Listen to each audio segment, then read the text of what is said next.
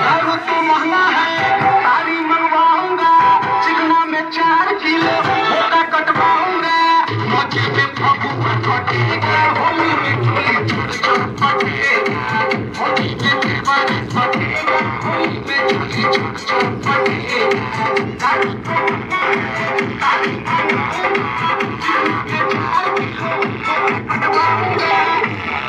फगुआ कटेगा, होली में चोली छोड़ छोड़ पटेगा, होली में दीवानी फटेगा, होली में चोली छोड़ छोड़ पटेगा, छोड़ छोड़ पटेगा।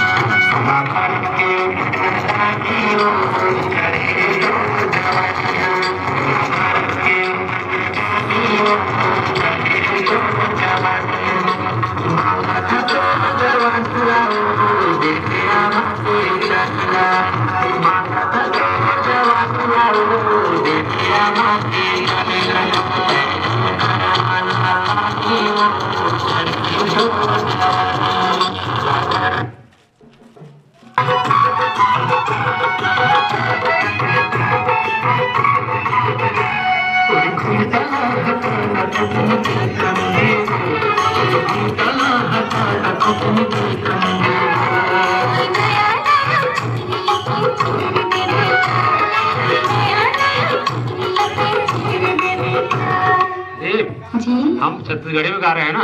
अच्छा, आप हिंदी बोल रहे हो, वहाँ ना बोलो वहाँ पर। हाँ ठीक है, फिर से चलते हैं। ओके सर।